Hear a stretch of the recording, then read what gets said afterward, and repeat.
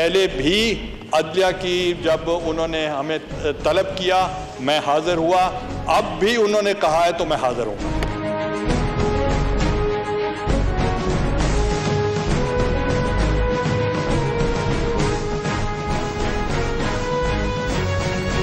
السلام علیکم ناظرین، آپ دیکھ رہے ہیں پاکستان آج رات اور میں ہوں شہزاد اقبال۔ ناظرین، آج توہین عدالت کیس کی سماعت میں یہ فیصلہ کیا گیا ہے کہ 13 فروری کو وزیر اعظم یوسف رضا گیلانی صاحب عدالت میں پیش ہوں گے اور ان پر فرد جرم عائد کیا جائے گا۔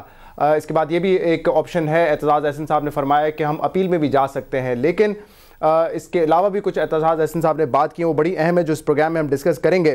کافی سارے لیگل اور سیاسی کویشچنز ریز ہوتے ہیں آج کی اس سماعت کے بعد، اور 13 تاریخ کے بعد کیا ہونے والا ہے یہ سب سے بڑا سوال ہے جو اس پروگرام میں ہم ڈسکس کرنے جا رہے ہیں۔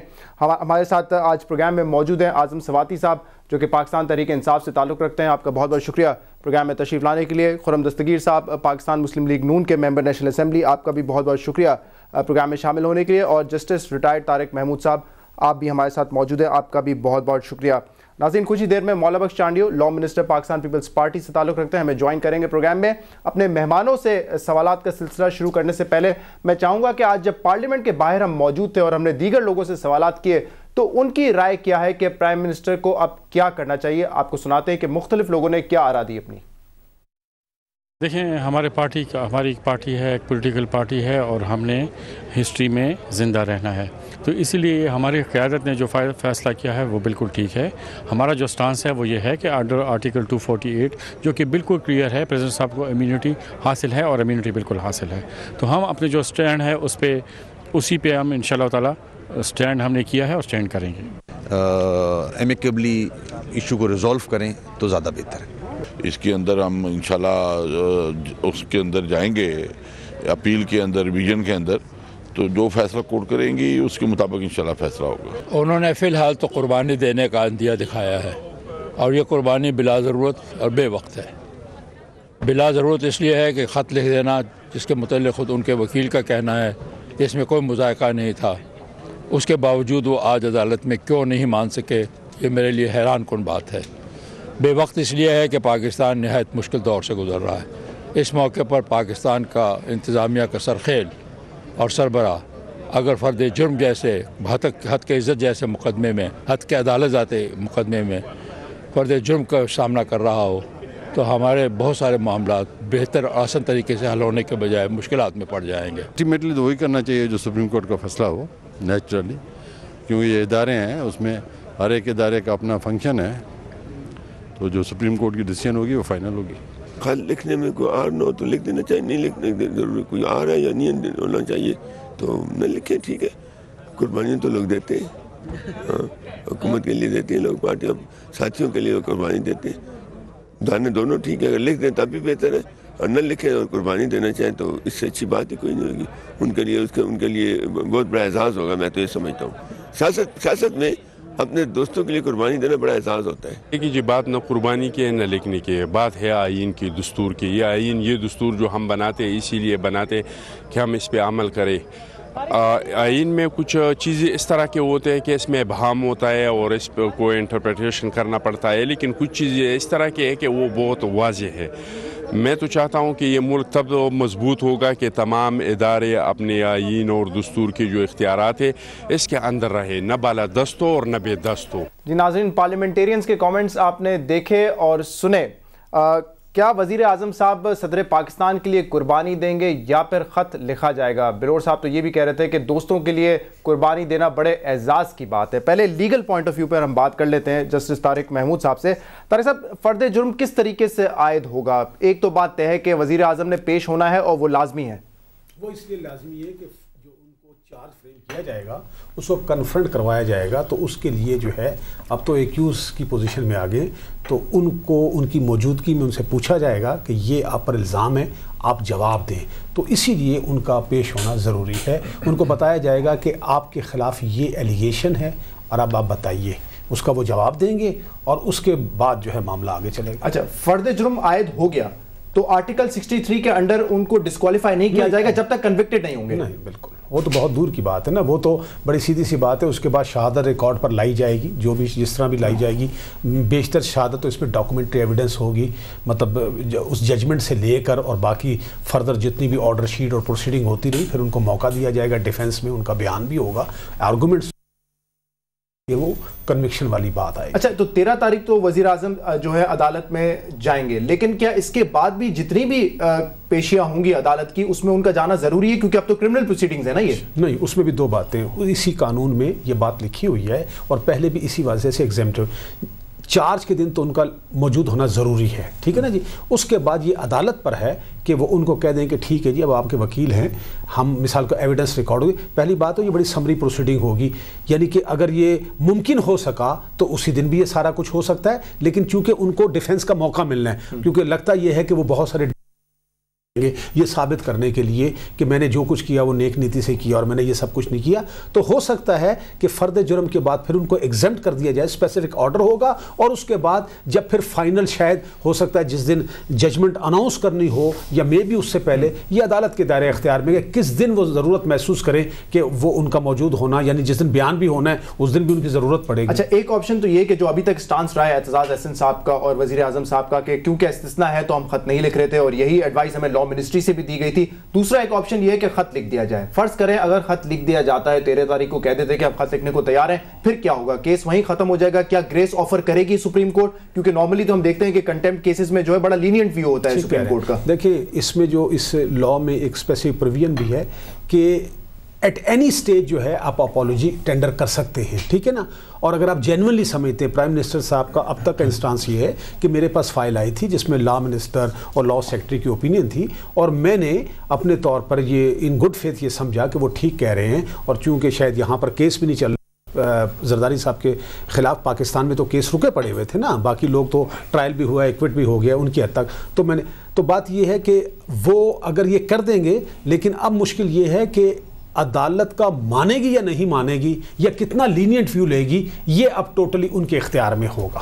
صحیح ہے. خرم دستگیر صاحب، میں نے بہت سارے لوگوں سے آج بات کی ہے تو زیادہ لوگ بڑے افسردہ ہیں کہ اس لیول تک، یہاں تک یہ پہنچنا ہی نہیں چاہیے تھا. ایشو سے پہلے اس ایشو کو ریزالو کر لیا جاتا تو بہتر ہے، کیونکہ آج جو ہے رول آف لا کی لوگ بات نہیں کر رہے، لوگ بات کر رہے ہیں کہ بڑی بدنامی ہوگی جب وزیر اعظم پر ایک کرمنل پروسیڈنگز کا آغاز ہوگا. تو دکھ تو ہے کہ پاکستان کی وزارت عظمیٰ کی قیمت جو ہے وہ جو $60 ملین سوئس اکاؤنٹ میں پڑے ہیں، اتنی قیمت لگ گئی ہے، اور اس کو بچاتے بچاتے نہ صرف the office of the prime minister is under grave doubt, بلکہ پاکستان کے اداروں میں تناؤ پیدا ہو گیا ہے. پاکستان کے آئین کے اوپر جو عمل درآمد ہے، حکومت واضح نظر آ رہا ہے کہ نہیں کر رہی اس کے اوپر عمل درآمد، جو ان کو ڈائریکشن ہے ان کے اوپر عمل نہیں کیا. لیکن 778 دن ہو گئے ہیں، 778 ڈیز جب NRO کی ججمنٹ آئی تھی. اب وزیر اعظم چاہیں گے کہ نئی توجہ ہے، اور ایک معاملے میں تو ضرور خیر مبارکباد دینی چاہیے پاکستان پیپلز پارٹی کو، ان کی حکومت کو، کہ انہوں نے بڑی مہارت سے انصاف کی راہ میں روڑے اٹکائے ہیں اور یہاں تک معاملہ لے آئے ہیں. لیکن آج جو آرگومنٹس بھی تھے کورٹ میں، ان سے نظر آیا کہ اب وہ فائنلی ایکسپوجر کی طرف معاملہ جا رہا ہے. کیونکہ وزیر اعظم ہزار کہیں، صدر مملکت یہ کہہ سکتے ہیں کہ مجھے وزیر اعظم کی ایڈوائس آئی تھی تو میں نے اس کے اوپر عمل درآمد کیا، لیکن وزیر اعظم کے اوپر کوئی بھی ایڈوائس بائنڈنگ نہیں ہے، چاہے ان کی لا منسٹری کی طرف سے آئے، اور رسپانسبلٹی بھی جہاں ان کو پریولیج ہے پاکستان کے 18 کروڑ عوام کا منتخب نمائندہ ہونے کا. لیکن یہ تو بات بڑی obvious ہونی چاہیے نا کہ ایڈوائس تو لا منسٹری سے آئے گی، قانون تو نہیں جانتے 100% وزیر اعظم چاہے کوئی بھی ہو. لیکن یہ کہنا کہ وزیر اعظم کے پاس وقت نہیں ہے لمبی ججمنٹس پڑھنے کے لیے، اور وہ لے مین ہے، لہٰذا انہوں نے اس کے اوپر اعتبار کیا. وزیر اعظم پاکستان کو سپریم کورٹ پاکستان کی ججمنٹ پر عمل درآمد کرنے کے لیے کوئی 88 صفوں کی ججمنٹ یا 188 دفعہ کی ججمنٹ نہیں پڑھنی. ان کو بڑی وضاحت سے، اور آپ کو معلوم ہے کہ یہ اس کیس، یہ آج پہلے دن تو جیسے میں نے کہا کہ 778 دن ہو گئے ہیں، اس میں جا بجا لاشیں بکھری ہوئی ہیں. لا سیکرٹری، اٹارنی جنرل، نیب کے چیئرمین، کتنے لوگ ہیں جن کو اس جاب سے ہاتھ دھونے پڑے صرف اس وجہ سے. معاملہ جو ہے وہ صدر مملکت کو بچانا مقصود تھا، اور اس کو بچاتے بچاتے وہ جو قربانی اب آخری جو the head on the chopping block is the prime minister. میری تو ابھی بھی میں بھی بہت ان لوگوں میں ہوں جو آج غمزدہ ہیں اور خوش نہیں ہیں. اس کی وجہ یہی ہے کہ ابھی بھی وزیر اعظم کے پاس ایک موقع ہے کہ وہ ایک خط لکھ دیں اور دوسری بات یہ ہے کہ آج کے آرگومنٹس میں اعتزاز صاحب یو ٹرن لیا انہوں نے، اور انہوں نے استثناء کا نام بھی اس طرف جانا نہیں چاہا کہ وہ بات تو یہ کہ ان دی اینڈ سوال اٹھے گا کہ کیا پاکستان کے جو منتخب اعلیٰ ترین عہدیدار ہیں کیا ان کے اوپر قانون کا اطلاق ہوگا یا نہیں ہوگا. اعظم سواتی دوسرے پارلیمنٹیرینز کی بھی بات بھی سنی، خرم دستگیر صاحب کی بھی بات سنی، قربانی دینا چاہیے یا پھر خط لکھنا چاہیے؟ اس وقت پاکستان کے اور پاکستان کے عوام کے مفاد میں کیا ہے؟ کس طریقے سے اس کو جو ہے ایمیکیبلی سولو کیا جائے؟ سر خط لکھا جائے یا نہ لکھا جائے، پاکستان کے لوگوں کے سے کیا تعلق ہے؟ کیا رینٹل پاور کا کیا ہوا؟ کیا فیوچر ہے؟ حج کرپشن کا کیا ہوا؟ اس وقت آپ کے سپریم کورٹ میں صرف کرپشن کے جو کیسز ہیں، آپ خالی ان کا دیکھ لیں کہ ان کیا کتنے ڈزن آرڈر کورٹ کے اس کی تصدیق کی گئی اور اس کو امپلیمنٹ نہیں کیا گیا. یہ کیا کوئی آخری فیصلہ ہے؟ لیکن بہت بڑا فیصلہ ہے نا، اس میں تو ڈیسائیڈ ہونا ہے کہ کیا پرائم منسٹر اپنی پوزیشن پہ رہیں گے یا ان کو ڈسکوالیفائی کیا جائے گا. کیا اس سے پہلے اسی سپریم کورٹ کے اور فیصلے نہیں ہیں؟ آپ کے حکومت کو کہا گیا کہ ایک ڈپٹی ڈائریکٹر حسین اثر کو لایا جائے، اس کو اس 180 ملین لوگوں کے اس بڑی عدالت کے سامنے اس کو آئی جی بنایا گیا اور گلگت بلتستان جو ہے بھیج دیا گیا. یہ ایک ڈرامہ ہے، ایک تماشا ہے، اور انہوں نے عدالت کو ایک مذاق کا ایک ادارہ بنا لیا ہے. آج کیا آپ اس بات سے واقف نہیں؟ آپ نے نہیں سنا کہ اس ملک کا وزیر اعظم جو ہے حاکم یہ کہہ رہا ہے کہ سارے پاکستان کے ادارے پارلیمنٹ کے تحت ہیں. اس کا مطلب یہ ہے پارلیمنٹ میں ڈکیتی کرے گا، جرم کرے گا، اس کو عدالت نہیں پوچھ سکتی. اور یہ مطلب تو نہیں تھا نا ان کی بات کا، وہ تو پارلیمنٹ کی سپریمیسی کی بات کر رہے ہیں. نہیں، میں وہی کہہ رہا، کیا 2 رول آف لا ہے آپ کے لیے؟ کیا آپ 2 ٹیئر مقرر کرتے ہیں؟ کیا سٹینڈرڈ یہی ہے؟ آپ کا ایک سٹینڈرڈ ہے، میرا دوسرا، حکمرانوں کا ایک سٹینڈرڈ ہے، عام لوگوں کا دوسرا سٹینڈرڈ ہے.